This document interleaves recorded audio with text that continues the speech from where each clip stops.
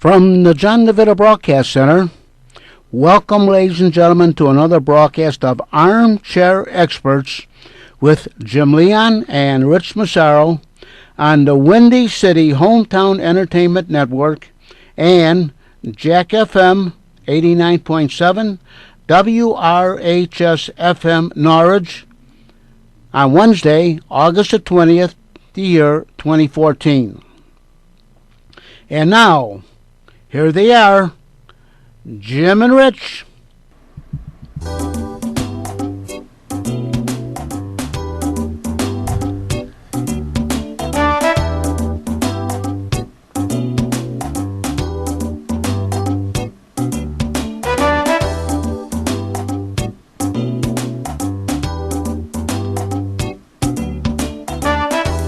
Off and running, another edition of the Armchair Experts, Leon and Massaro, like it or not.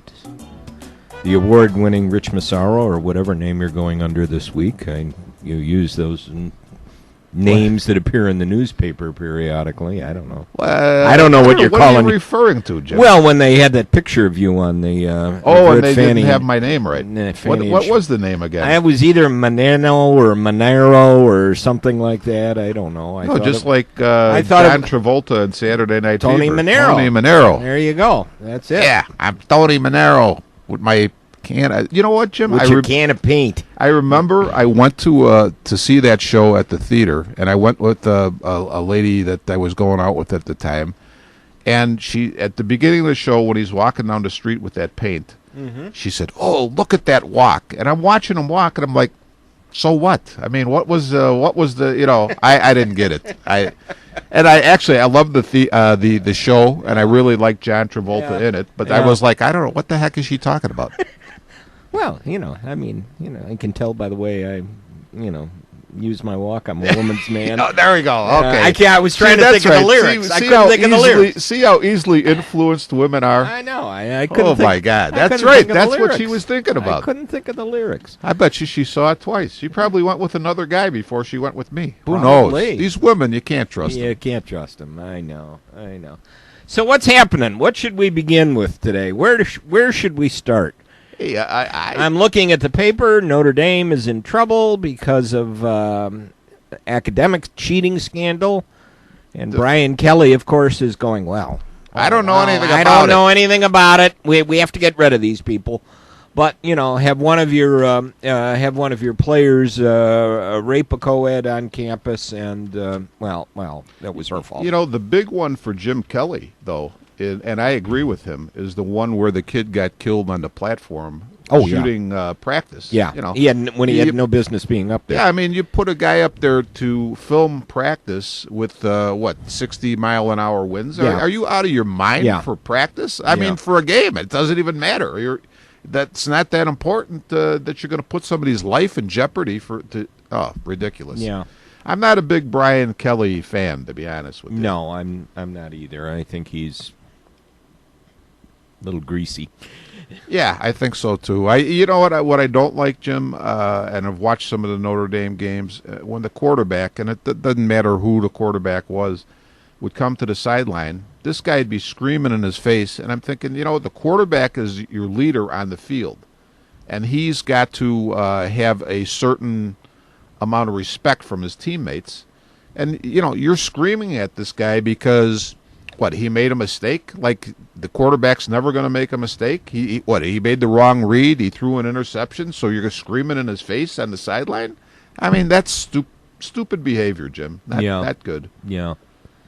But you know what I can't? The other thing about the guys who are being suspended is I cannot pronounce a lot of these names. The one guy, what's his name? How do you say his name? Kaivari Russell or whatever? I don't know. The defensive back, the one that Kelly is most concerned about because he's a good corner. Just looking at this article, I don't see names. Oh, you didn't see? Okay. I don't see names. I know one of them that was suspended is local. He's from. His father was played for the Bears. Who's that now? Philip Daniels was his kid. It's Daniel. Yeah, I can't think of his name now. John. I can't think of. DeVaris Daniels. DeVaris Daniels. Yeah, I think that's it. When I saw the article yesterday in the paper, I didn't put two and two together. But when you said it's Philip Daniels' son, I do remember DeVaris Daniels, and he was a Vernon Hills product. Mm-hmm.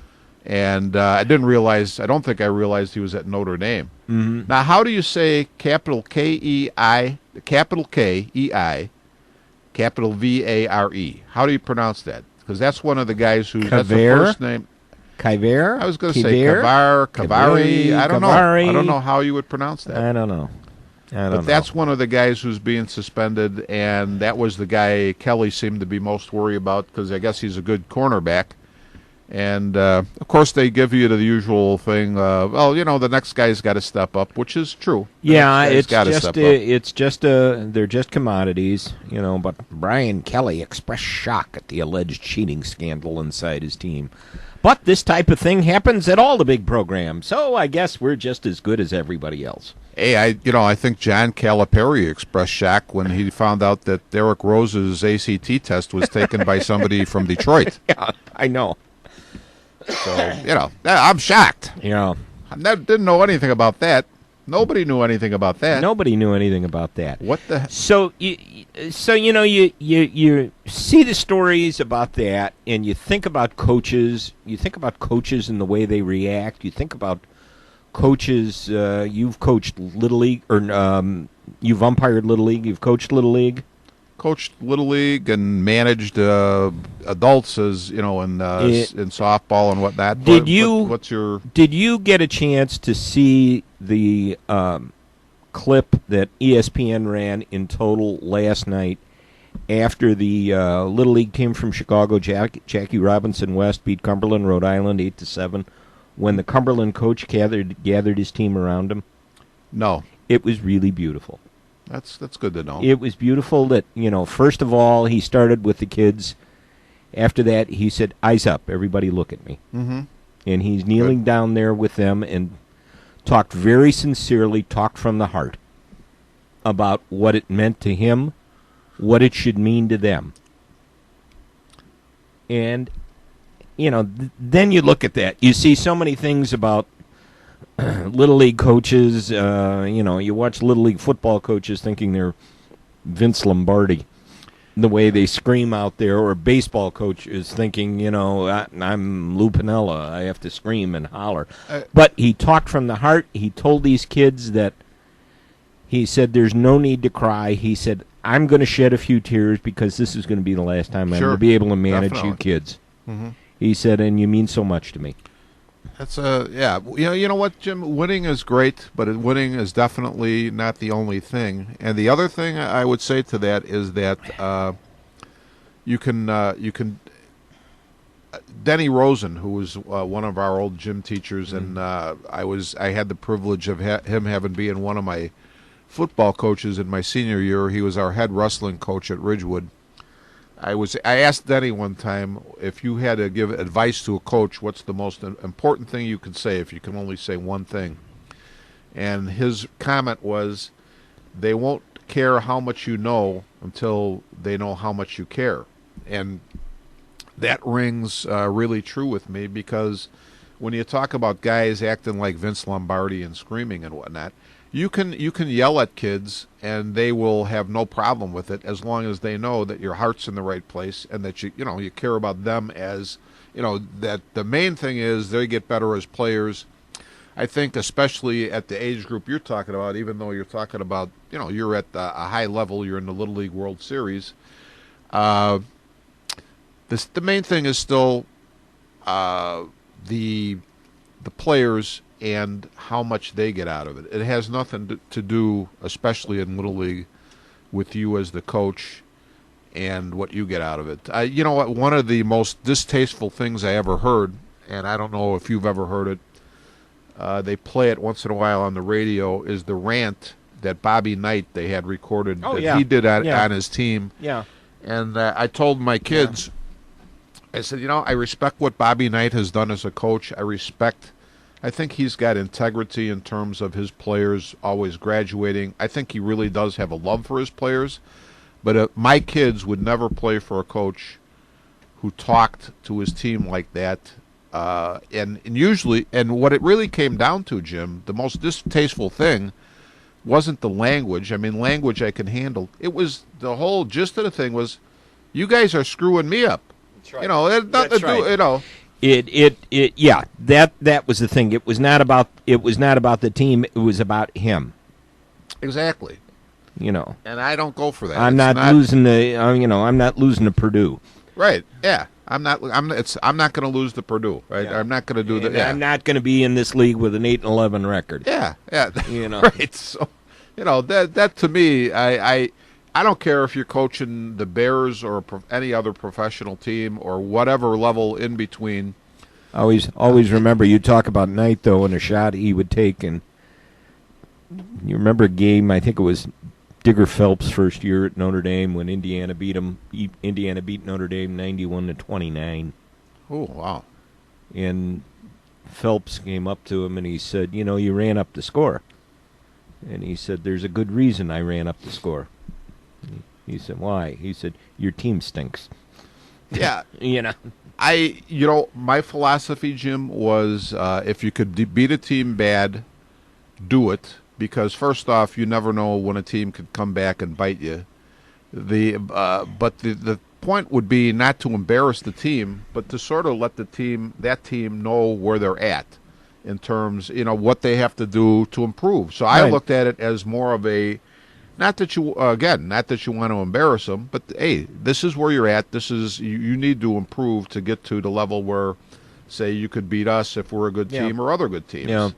So when you put you're in college sports, and you say I'm going to play an Indiana University in basketball, you know that you have to be at a certain level of play to compete, and if you're not at that level, you made a big mistake. But if that's where you want to be, then you need to know exactly what you have to do to get to that level where you can compete. Mm-hmm. So Yeah. I don't have a problem with big scores or people getting trounced because you know what I've seen. You know what they used to say, if a kid's team would get buried, the biggest complainers were the parents. Oh, yeah. But the kids would be at the concession stand. Yeah. With their buddies, whether you were the Yeah. winning team or the losing What- team. they- They forgot about it. Yeah, already. they've forgotten about it. The parents are the ones that carry it on. Well, let's move on. Here's an interesting item. I just happened to glance down here. Phil Simms and Tony Dungy said they likely won't use the term Redskins this year during football when discussing the franchise. Well, I like Tony Dungy for sure. Phil Yeah. Simms, I don't hear that much of. And that can be a blessing. But you know what? That's a putsy attitude. We texted back and forth about this last night, Mhm. and the only thing I'll say about this is, I heard Michael Medved on the radio one night talking about this Redskins issue when Harry Reid brought it up, and he said, you know what? The American Indians, if you take them as a group. And I don't think you could even do that because there are so many different tribes. It's not like they're one homogeneous group. But let's just, for general purposes, take them as a group. There are enough problems in that community with poverty, alcoholism, just sort of the fact that their life, the way they knew it at one time, obviously was disrupted. And I think there's still a lot of American Indians are still dealing with that. There are enough problems for that community that this whole Redskins thing is insignificant. Mhm. And the other thing I said to you texting wise is, you know what? This country is so well off that people have the time and the luxury to think about these types of things. If you're in a third world country, You're just you're hoping for worried your about next- the next meal that you're going to get. You're just hoping for your next Exactly. meal. So this is all, the luxury of living in the it's- United States. It really is. Do you get a chance to see any of the football game last night? I didn't see any of it. I know Okay. you did. I watched. know you had a favorite part. I watched some of it. I thought Johnny Manziel showed his maturity when he gave the finger to the Redskins bench. Yeah, well, and he did say afterwards. He says everybody talks on the football field. that's true. Everybody talks. I would say. He said, what you got to learn to do is not to listen to him. His coach was not pleased with him. Probably not, but you know what, Jim? I think a lot of that is, again, when the coach is displeased, why? I mean, this is all a lot of BS. Do you think these guys are now, maybe because they want Johnny Manziel to have a certain image, maybe that's why he's concerned. But you think? I'll tell you what. Well, he has to fit into the corporate image of the NFL. Yeah, that's true too. The You know, corporate we image of the talked NFL. about that. We have to talk about the corporate image Yeah. of the NFL. I mean, this is not like the old days of, Abe Gibron running upfield and grabbing his crotch in front of Paul Brown after Brown traded him. Yeah, well, yeah, that's for sure. You know, Mm-hmm. Jim, I think, again, we've talked about this with different situations. There's nothing new under the sun in sports in terms of the players' behavior. No. I mean, the good old days of Joe DiMaggio or Babe Ruth. These guys were probably doing the same things. Now, maybe nobody gave somebody the finger, but you know what? They talked to each other. Babe Ruth, darn well talked. Babe Ruth used to talk, and I mean, you think of the. You think of the classic story of whether or not he actually called his shot, but Right. he said the Cub bench was getting on him. Right, exactly. And you see the film of him running around the bases, gesturing towards the Cub bench. Yes. Yeah. So Yeah. I mean, what did they say? People said it was probably the most likely thing was, but he did it so everybody could see it, and they could put their own interpretation on it. I got one more strike. I think Right. that's what he actually was saying. right. But that's probably a gesture that a manager, even that mild gesture, managers don't like that. Managers and coaches don't want you to do anything to fire the other guys up. You don't think, I mean, you think about the hot dog Zambrano was, pointing to the sky. Sure. How many guys got mad about that? Well, you know what? That's a good question. I don't know exactly how you're putting that question, but the guys who mainly got mad about it were the guys who were writing and talking about it. I don't know that the guys who were actually playing the game were getting all that mad about it. They may have just said, well, that's him. But anyhow, Manziel last night, 7 for 16, 65 yards, sacked 3 times. Brian Hoyer was 2 for 6, who's the incumbent right now, 2 for 6, 16 yards. It's exhibition play. Your third-string quarterback came in, was 8 for 9, threw a touchdown pass. Right. Yeah. It's just it. Well, I was going to ask you, Jim, and I'm digressing here. Is Brian Hoyer a Michigan State former Michigan State guy? I'm not sure. I can't remember. Okay. I can't because I know you and Dana go to right. And Dana's a Michigan She's State a Michigan grad, State so. grad. That's that one I couldn't tell you. I'd have to go back and look that one up. What I think of when you talk, you're saying the third-string quarterback was 8 of 9 and for however many yards, and the fact that it's exhibition. A lot of people have said, boy, the Bears' first-team defense didn't look good against Jacksonville. But I would say this: when I read the game summary, and I don't know who was in the game at the time. And I'm not saying that they're the super running backs, but Toby Gerhart and whoever the other Jacksonville running back were combined, I'm going to say if they made 25 yards on 10 or 12 carries, that would have been a lot. So now conversely, the Bears had a really hard time stopping the run as a defense last year. Now, what do we take from the fact that they stuffed the Jacksonville running game? And I will say this, even if Jacksonville's running game at best is mediocre, the Bears got run over by some poor to mediocre running games last year. Sure. So can we take, in the same breath that we say the Bears' first team didn't look that good defensively, can we conversely say, boy, but they stuffed the Jacksonville running game, and that's an improvement? I mean, I think the whole point would be, if you say it's an exhibition game. If you say that, you're a meatball. Well, from an exhibition game. Yeah, definitely. I think this game coming up, this game coming up this week with who is it? Seattle. That'll be interesting. I mean, that'll be interesting, and that'll be the third game, which usually you start to get an idea what your team might be like. You know what I like about Mark Trustman? His comments in the paper were to the effect that, yes, this game, and I'm paraphrasing because I don't remember what he exactly said, but he did he did say that this game is going to be a little bit more important than your average exhibition game in so many words. He did say that. So, or at least he implied that. So it'll be an interesting game to see. Yeah. And I didn't realize that we had them on our exhibition schedule. What day is that game going to be? Friday, I believe. Okay, Won't get to see it. that should be an interesting game. Won't get to see it. Got other plans for Friday. I may get to see it, but if I get a Friday, chance to 9 o'clock. if I get a chance to go out to Merrimack Park and watch the Friday League 16-inch championship, I'm going to do that. You know what? My feeling is always I'd rather be at a live event. I put it this way: if you told me that the Ridgewood boys basketball team was going to play a evening game on Super Bowl Sunday, I would definitely attend that over sitting at home and watching the Super Bowl, because that's just the way I feel about things. That's Wow. It's not that important to watch a game.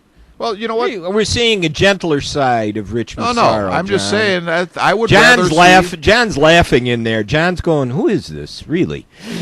I would just rather go to see something that's live than to watch it stay home and watch it on TV. You know, which is Friday night, which is why I'm going to see live music. So I am all for you there. yeah.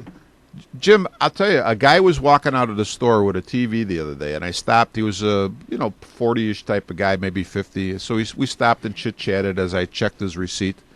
And he said, "You know what?" He says, "They got TVs." I don't know how we got into this conversation. He said, "But they have the 70-inch TVs now that they're selling for $10,000. I said, "What? $10,000? Yeah.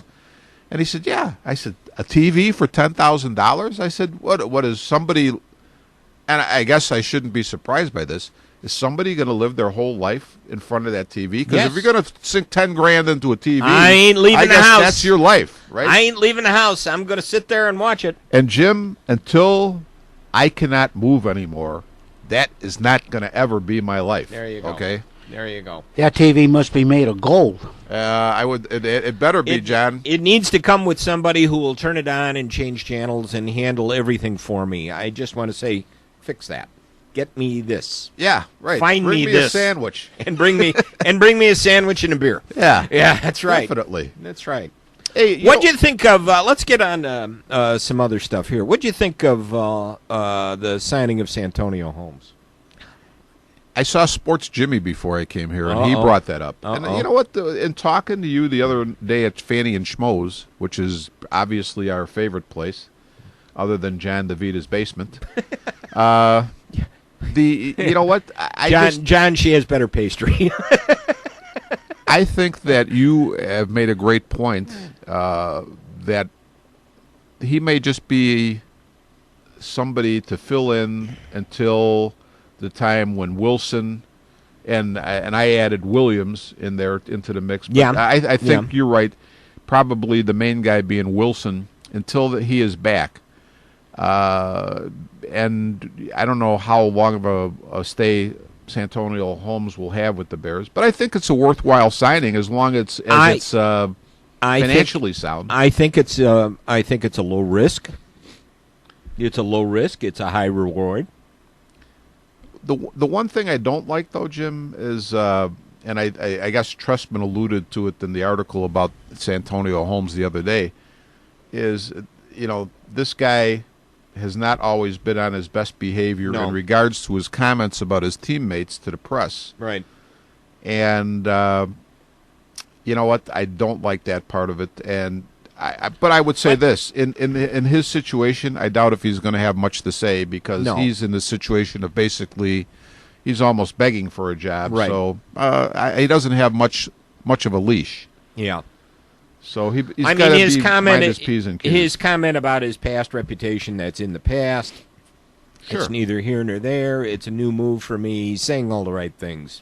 Yeah. Well, yeah. Ryan Mundy played with him with the Steelers, and Matt Slauson and Matthew Mulligan with the Jets were enthusiastic. He's a great teammate.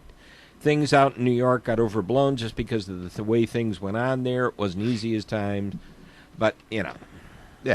Well, Whatever. you know what? I would say this too. With Rex Ryan being the coach, I wouldn't say that's exactly a calming effect on anybody either. No.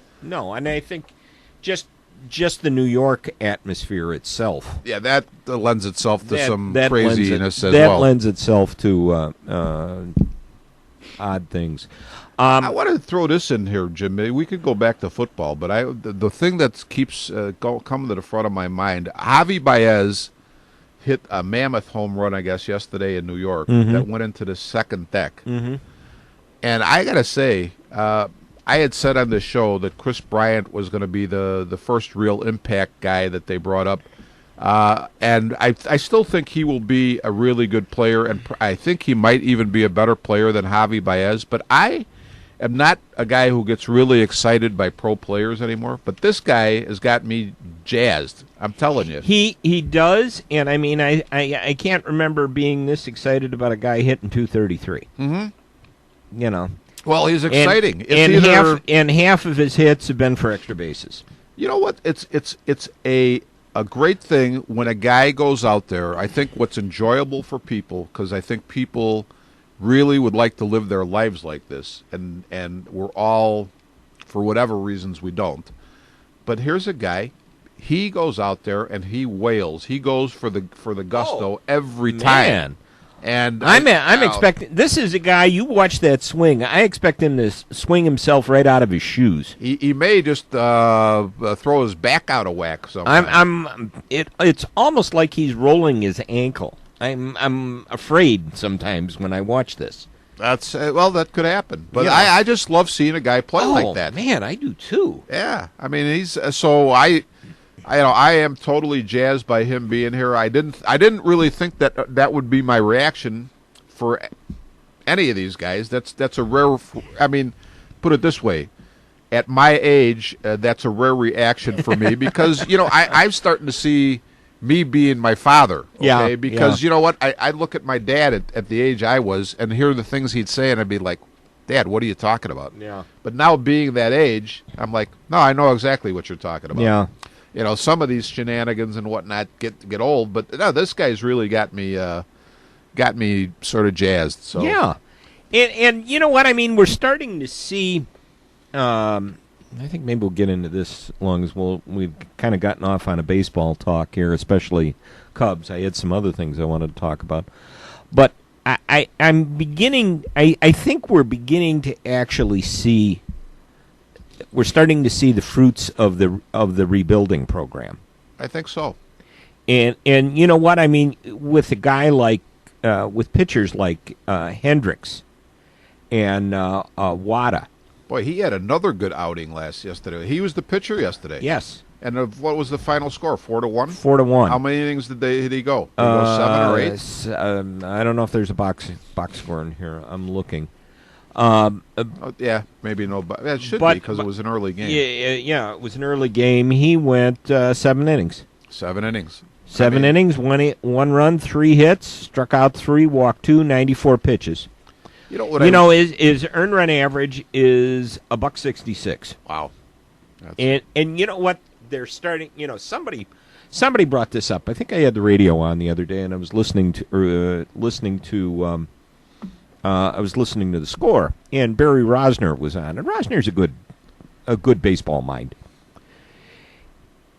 When you look at Hendricks, Arrieta, Wada, Yeah. what are you starting to see? Well, you're maybe starting to see the back end of the rotation. You're maybe starting to see your 3, 4, 5 guys. Well, here's my question to you on that. Why would he necessarily say with the way... Now, Wada, Well- I would say, I haven't seen that much. I know he's had some solid games. Yeah. But say if Arrieta and Hendricks would continue to pitch the way they have, why is that the back of your rotation? Probably because of a lack of reputation at this point, a lack of experience. Okay, which is a bad... I mean, Everybody's got to gain a reputation. Everybody's got to gain a reputation. But, I think what they're saying is the rebuild process, and that can kind of lead us into this thing that I wanted to talk about. They kind of, when they rebuilt this franchise and when they rebuilt the system, they really did this kind of inverted. It took an inverted method and do it. What do you usually do? Well, what's the usual thing? Pitching wins games. So therefore, you get pitching and you hope for hitting, or you go try to buy it on the on the open market. The Cubs are doing it the other way. They are starting first with the hitting. My God, think of some of the bats we've had here. What the last picks. Baez was number 9 in 2011. Almora, number 6. Bryant, number 2 in 2013. Schwarber, number 4. They have really invested a preponderance of their sources, their resources, in developing hitters. Are you sure that we haven't developed over the years some ESP, Jim? Because one of the things I was thinking about last night and this morning, in terms of the Cubs, and it goes along with your take on the hitting, is that we're going to break. Finish your thought, and then let's. It goes to the hitting. When I first became a Cub fan, even though we had bad teams, and then over the years we've had some good and bad teams, but what always made it easier to be a Cubs fan is we always had some sluggers, some good guys who could hit the ball out of the park, who could make it interesting to be there at the game, even if the team wasn't good. And what we've lacked the last few years has been that. And now I'm just encouraged that we'll have that, at least to make things interesting, back in the mix. Mm-hmm. So I know we're going to go to break, but that was my let's thought. Take a break.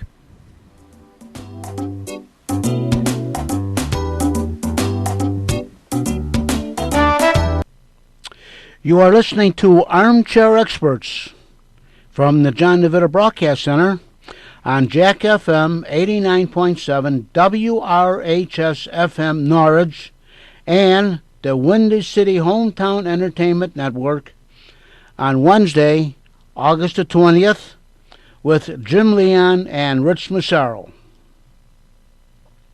And this is Jack FM 89.7, WRHS FM, Norwich, Illinois.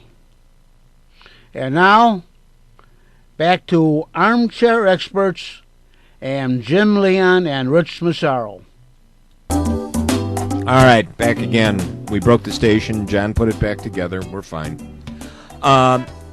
They've always had the sluggers. The pitching has always been an issue. Mm-hmm. They're getting the sluggers here now. I mean, you think of this. In 2013, they had the Cubs had the number 2 pick in the draft. The consensus that the 2 best players available were Mark Appel and Jonathan Gray, both college pitchers. Mm-hmm. Okay. Think about the fact that the Cubs took Chris Bryant at that time. That kind of made people go, Mm-hmm. But the side of history, if you look at history, which is shown that the truly elite college hitters, the kind you see once a year in a draft, almost always turn out to be at least average major league players. Oh, that's interesting. Where did you get that info? I'm looking at this. I haven't gone into. I'm looking at this article that came off of Grantland.com, and I can't give credit to the writer, Rainey Jazzayerly. Never heard of him before, but it was an interesting article. Yeah. That's something I would have to go back and look at the draft to really prove that. But I mean, think of the numbers that Bryant has put up this year. I mean, his slash lines in AA were 355, 458, and 702. And at AAA, 315, 430, and 657. And he's hit 38 home runs, at least at this point. That's Bryant, right? Bryant. Yeah. Okay, Mark Appel. They took him. The Astros took him with the number one pick in the draft. He was in high A earlier this year. He had a 9.74 ERA. Wow. And overall, is in his minor league career, he's 5-7 with a 6.7 ERA. His WHIP is 1.583. In other words, walks plus hits. He's giving up better than walks and hits. He's giving up better than 1.5 per inning, and he's giving up 11.7 hits over 9 innings. That's what his average is. Well, one of the nice things about having a show like this is you can reverse yourself, and it does no damage to anybody. No. And I would say, I was critical of the way the Cubs were doing things, but I have to say I really, and it just struck me with the trade that involves Samardzija and Hamill, right? And we got Russell and Straley and Billy McKinney. McKinney back. All of a sudden, that just for some reason rang a bell with me, because when I saw them, I think it was Russell, not because of anything I know about him other than the fact of what you read in the paper, but I started to see them developing some depth. I mean, now you have 3 guys. Castro already being your major league shortstop. Baez at that point was still in the minors, and now you're adding Russell. I'm thinking, you know what? Now you actually, my feeling is, when you deal, you're starting to deal from strength.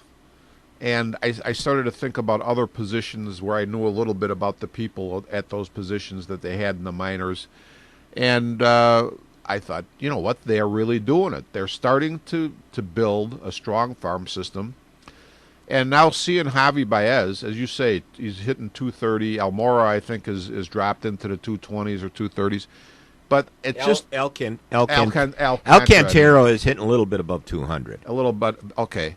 But I think those guys have handled themselves well in general. And I think whatever they end up hitting for the rest of the year is not going to bother me one way or the other, because I think they're getting some valuable experience.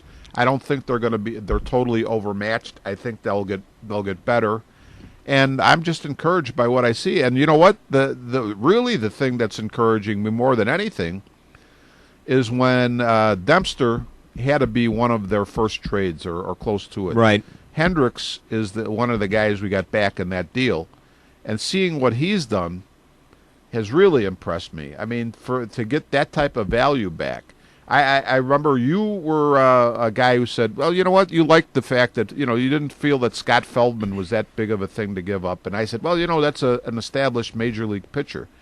But you know what, when I look at what Jake Arrieta is doing, I would say, just in my way of thinking, it's not a knock on Scott Feldman. Yes, he's still a good, solid major league pitcher, but Arrieta has a chance to be more than that, I think. Yeah.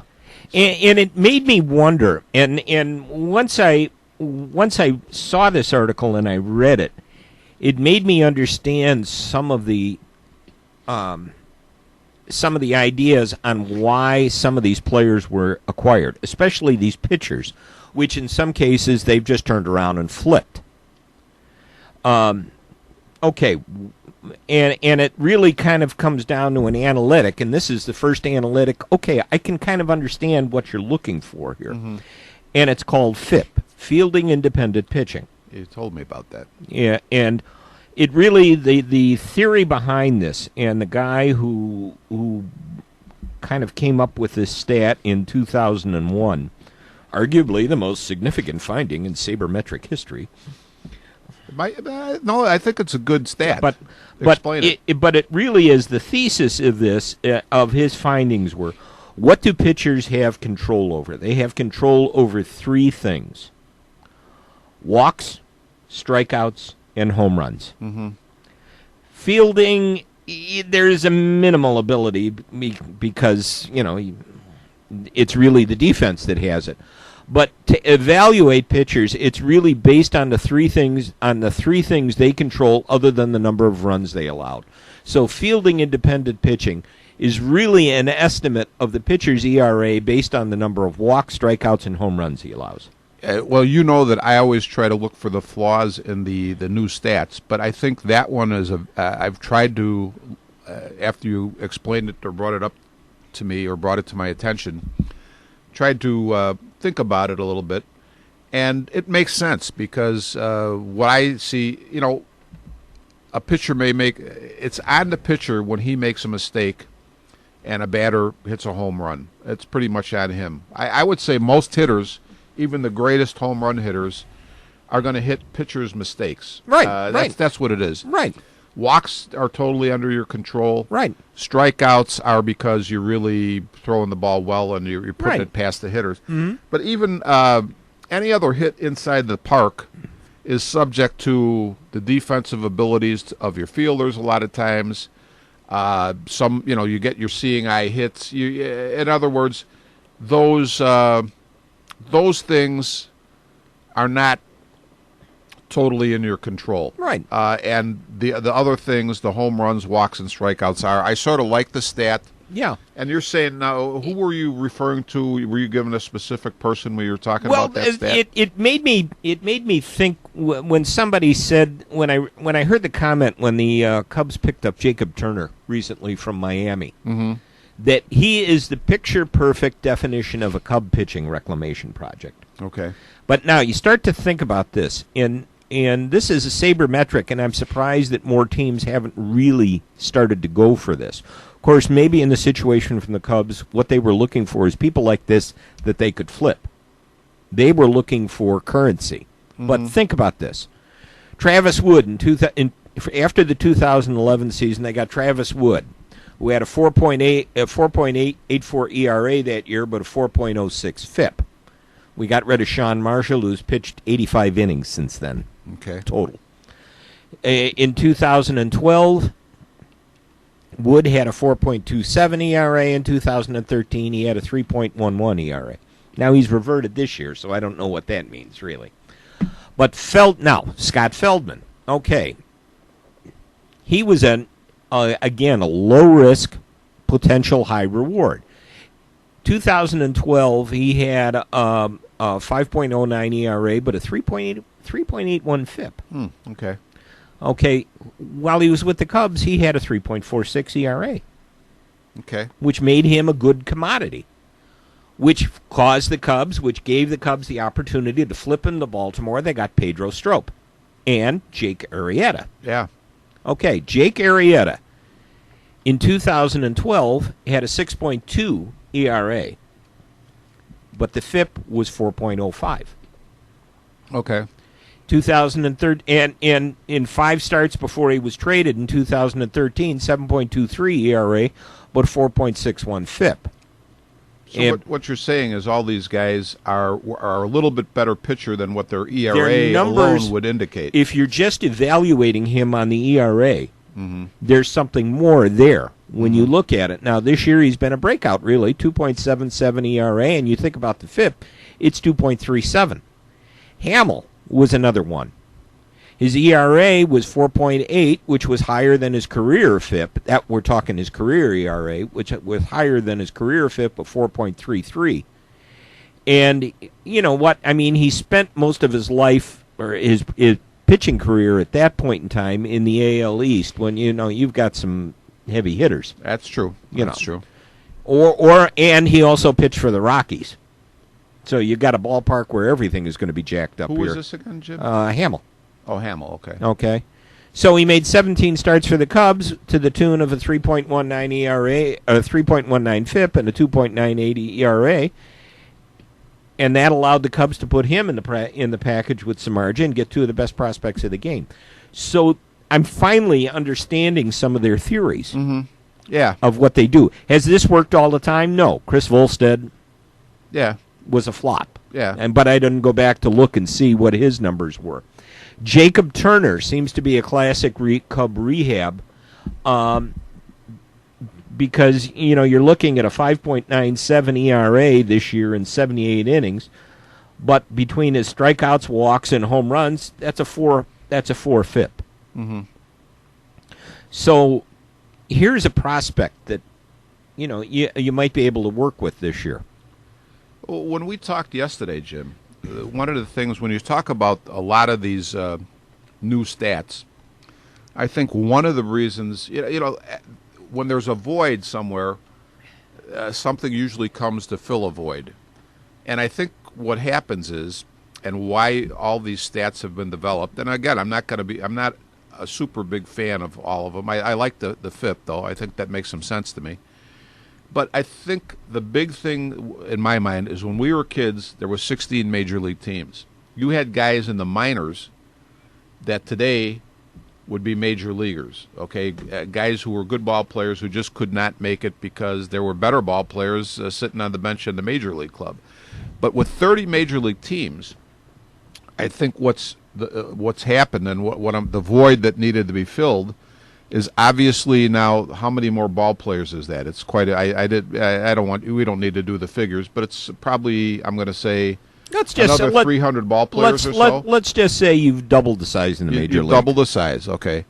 And the point would be that now you really have to look at who you've got and what they can do for you. You don't really have the luxury of being, okay, if this guy's not performing, we'll just send him down and we'll bring up a guy who's probably just as good from the minor leagues. You really have to watch who's on your club and exactly what they're doing, because the talent is so thinned out or spread out or whatever way you want to put it. Right. So I can understand where these sabermetrics have come. They've filled the void that was, let's put it this way, they're almost replacing, in a sense, what you had in terms of players in the minor leagues 30 or 40 years ago. Right. Right. I mean, they have to do this in order to have the right guys on the club. To have the right pieces in place. Right. And it became very clear. Now, what I said about the three of the Cub pitchers now forming maybe the back end of a rotation. Mm-hmm. You got to think about a couple of things. I mean, that they've kind of intimated that they're going to be active in the free agent market this year. That's what they're saying. But who you got coming up on the free agent market? You got John Lester. Mm-hmm. You got Max Scherzer. Well, you know what though? I think their big focus is going to be Lester, because I think like the same thing applies as when Dallas Green came over here to run the team. You had a big infusion of ex-Phillies. Right. Because those are the guys he knew, those are the guys he liked. I think Lester is going to be the main guy that they're going to go after, because that's one of their guys. Yeah. From their Boston days. Yeah. And all of a sudden, with the players that are coming up in the system, suddenly this is an attractive franchise to look at. Oh, I think really big time now. When they made a run at, who was that a couple of years ago? Anibal Sanchez. Oh, okay. And all he did was just use the Cubs as a chip to get more money. Leverage, yeah. He just used the Cubs as leverage. So, talking about stats, and it was kind of interesting too, because when we sat down for coffee yesterday, I had joked that I had just heard a prototypical meatball caller on the score, especially after the announcement, and I got to find this, or after the article about Adam Dunn kind of saying, maybe I'll retire. Mm-hmm. Here's a guy who's 34 years old. He's made $112 million. Whoa. In his career. That's a lot of money. $112 million. A good chunk of it came from the deal he signed with the White Sox that's up after the season. And he said, I'm not a 22-year-old single guy anymore. I'm married, 3 kids. There's a lot of things that play into coming back, and that's into your decision. He really doesn't know right now, but the contract is up. His contract is up, so this might be a good time. But the caller didn't quite grasp the idea of stats. He just said he never got a fair chance here. The press hated him. The caller said the this, caller. Yeah. The press hated him. Well, you know what I mean. When you go back his first year here, he hit $159. I thought that was the second. No, his first year here, he hit 159. Okay. 11 home runs. You sign a guy from the year before who hit 38 home runs and 103 runs batted in and bat 260, and he goes down to $159. That's a bad first year when you're a free agent, free agent. If you're the big free agent signing, and you start to look at the kind of the advanced analytics in some of them, and some of them, you look at it, and I'm still not quite sure. I still don't necessarily understand the concept of wins above replacement WAR. But when you look at Adam Dunn here, his first year, his WAR it was a negative 2.9. In other words, he cost the White Sox 3 games. Okay. Then it was when he's the DH and he's hitting 159. He only cost him 3 games. Yeah, that's amazing. When you think about that one. Something wrong with that stat. I'm not sure about that stat, but when you look at it overall with his career, his career with the White Sox, his WAR is a negative 1.3. So what is that saying? He's just slightly below average. Mm-hmm. You know what I'm thinking is he's not good, he's not bad, he's Adam Dunn. You get what you get with him. What's interesting though, Jim? I'm thinking about what you're saying in these terms, and a guy who got a lot worse treatment in the press than Adam Dunn was on the other side of town, Alfonso Soriano. Right. But what you hear about both of these guys in terms of their teammates is positives. Mm-hmm. They like the fact that these guys, even though they're going through hard times, either in the media, the fans on them, or just in general, they're just maybe just not playing well. They keep their heads up. They want to play the game every day, and they're good guys in the clubhouse. Mm-hmm. Now, how does that play into the whole equation? Because to me, it's something that you can never put a stat to, but it's very important. Right. That's one of those intangibles that you really can't assign a number to it. Mm-hmm. That's a TWTW. It's definitely TWTW. And you brought up 2 interesting names when we were talking yesterday. 2 names from the past. Mm-hmm. You brought up Billy Martin. Right. Most people would know Billy Martin as more the manager of the Yankees if you think back that far. I mean, right. Billy Martin's been gone. Billy Martin died in 1989. Wow, okay. But he managed the Yankees to a World Series, played for the Yankees. And you brought up another name. You brought up Eddie Stanky. Mm-hmm. Now, you and I were too young to see Eddie Stanky play. He played his last game in 1953. Right. But we remember him as manager of the White Sox, managed them out of the pennant in, 1968, 67? 67, probably. 67. Yeah, because 68 they really got bad. Mm-hmm. And they basically ran him out of town pretty much thereafter. But, I think we kind of likened the two of them as being a very similar players. Yeah, I think so. Kind of that scrappy... Right. Both played the same position. Both played basically were second base. Mm-hmm. Although Stanky played some short and some third. Mm-hmm. Basically, Martin was a shortstop, second base. I think he actually might have played some third too. Sure. Yeah. Just reputation alone, who would you rather have on your team? As a player? As a player. On reputation. On reputation alone. That would be really... You know what? I actually never really saw either of them play, so I have to go by reputation. I remember Martin a little bit late in his career. I remember when he punched Jim Brewer out during a Cub game. Yeah, that's right. I remember that. You're right. I don't know. I would just say... Boy, that would be a tough call. I'll just say I'll flip a coin and I'll say Eddie Stanky. A good choice. Okay. Because if you look at the analytics, Eddie Stanky would be the prototypical player that ball clubs would want nowadays. Okay. I did not realize this until I looked at the stats. Eddie Stanky led the National League in walks 3 times. Wow. That's good. In 1945, he walked 148 times. Holy mackerel. In 1946, he walked 137 times. Man. And in 1950, he walked 144 times. Well, that makes you... What were his on-base percentages then? His on-base percentage in 1945 was .417. Whoa. In 1946, it was .436. He led the league. Man, that's huge. And in 1950, his on-base percentage was .460. Oh, my goodness. This is a guy, his overall career, he was a .268 hitter. His on-base percentage was .410, and his slugging was .348, which is what you expect. He was generally singles, doubles, although one year he hit 14 home runs.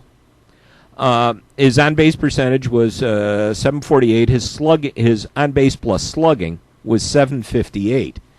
His wins above replacement for his career, 11 years. I mean, you add it all up. I don't know, but he was worth 39 wins over his career. I mean, the year he led the league. Let's look at the years that he led the league in walks. What did that mean to his ball club? In 45 with Brooklyn, his wins above replacement was 5. He was worth 5 victories. Well, that's a lot of victories. In 46, he was worth 5.8, almost 6. And in 1950, he was worth 8 victories. That's a lot. That is a lot. I mean, if you could point to one player and say that guy's responsible for eight victories, and say you have a team that won 90 games, that's the difference between being at this point in time being just a little bit above 500 and possibly maybe being a playoff team. Right. So that's big. And there's a guy. That's why. That was, even in these days before the analytics, and you talk about somebody understanding the game, good reputation or bad reputation or not. Who was his manager for a lot of his career? Leo DeRocher. DeRocher, right? Who loved him the most? Leo DeRocher. Sure. He's my kind of ball player. He come to beat you. Well, you know what, Jim? As you're talking, I'm thinking, why did I flip the coin for Stanky? And I'll tell 2 plays, 1 play for each guy. Martin and Stanky stands out in my mind. There was and I can't give you the game because I'm not that big of a historian, but there was a game where I think they needed Stanky to get on base, and he literally stuck his the peak of his hat out so that would get hit by the ball, so that he could get on base. So in other words, he put the bill of his hat out far enough and reached his head so that it would hit the bill of his hat so he could have an on base. And it was a key part of whatever game it was. And Billy Martin's big play was the one in the World Series. The World Series where he caught the pop-up that nobody was going after. Right. So really what threw it over the line for Stanky for me was that the 2 anecdotes I had, one was an offensive anecdote and one was a defense. And I think that shows I'm more of a guy who looks at the offense, and not to say defense isn't important, but offense to me is probably a little more important. Yeah, and you brought that up about getting hit by the pitch to get on base. He really never got hit by pitches a lot. Mm-hmm. Over his whole career, which was 1,259 games, he got hit by a pitch 35 times. Okay. Although one year, the year he walked in 1950, the year he walked 144 times. And led the league in on-base percentage, his best year with 460. He got hit by the pitch 12 times. Okay. 12 times. You know, that's 12 more on bases. That's 12 more on bases. Now, we look at Billy Martin. Over the course of his career, Billy Martin was a .257 hitter over the course of his career. His on-base percentage was .300. I mean, there were years, the year he played the most, well, his best year, let's see, let me kind of look back over here. 1953, he played 149 games with the Yankees. He hit .257. His on-base percentage was .314. He spent 54 in the military, probably came back part of 55. But in 1956, he played 121 games, .264, .310. 1957, that was the year he wound up getting traded to Kansas City. Well, the Yankees obviously saw something at that point when they got rid of him and sent him to Kansas City because he was hitting .241 and his on-base percentage wasn't much higher than that, .257. So Billy Martin had a reputation of being, yes, a good, scrappy ball player. Maybe he was the type that would be the typical manager at some point in time. But if you looked at him now under the framework of the game and what people look at, people would be sending him back to the minors and telling him, go learn how to get on base. You know, Jim, as you're talking about this, I'm thinking, and I'm reading the new Pete Rose book, and it talks about the '75 series, and I believe it was Game 7, series tied 3-3. Reds are down 3-zip, getting late in the game, 6th or 7th inning. Pete Rose on first, Johnny benches up, and it's really super interesting. And this is something, again, where stats will never be able to measure this type of thing. Rose is thinking, now the pitcher on the mound is Bill Lee, who's a junk ball pitcher, throws a lot of junk, gets a lot of ground balls. Johnny Bench is a pull hitter, and Rose is on first, and he's thinking, you know what, it's a good possibility that Johnny's going to hit one on the ground. We're going to have a double play here. So he made sure that he got a really good jump on the ball. Denny Doyle is the second baseman, and really good guy at turning the double play. But Rose gets and Bench hits the ball on the ground. Rose gets such a good jump, though, that he gets to second base just as Doyle is turning to make the double play, upends him, and Doyle throws the ball away, which makes Bench safe. The next hitter, Tony Perez, hits a home run to put the Reds back in the game 3-2. And they go on, obviously, for anybody who knows baseball, they go on to win the game 4-3 and the World Series. Now, there's a guy, in that case, Rose, this is nothing that is even, you could put as a stat. The only stat he's going to get on that play is that he's out at second base. Mm-hmm. But here's a guy who's thinking the whole situation through. And by that play, probably enabled his team to win the World Series. Yeah. And that was one of the best. To me, I still think that's one of the best World Series ever played. Excellent. So, at any rate, all right. I tell you what, I wish we could. We will have to pick up on some of this stuff another time here, but it's time to wrap it up. Cue the music, John. We got to get out of here. Yeah, I got to go to work. Yeah, somebody's got to go make a living. Actually, I got to go do something too and make some money today too. So does John. All right, going over to the high school. John's going over to the high school. All right, thanks for listening. We appreciate your support. We appreciate you listening. We will see you again in a couple of weeks. We are out of here. Alrighty.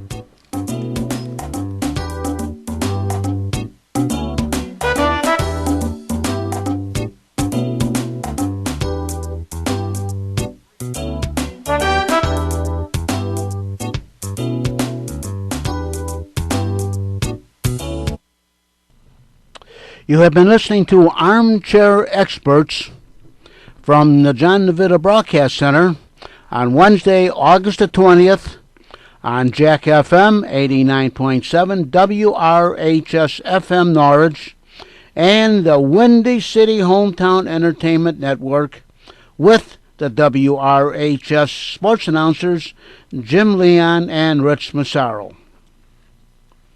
This broadcast was directed by John DeVita, audio engineer by James Rohde, radio station manager is Kevin Zefalik, and the executive producer of Windy City Hometown Entertainment Network is Mr. John Chicana. This broadcast was pre-recorded on Tuesday, August the 19th. Until next time, be safe, and thanks for listening. And this is Jack FM 89.7, WRHS FM, Norwich, Illinois.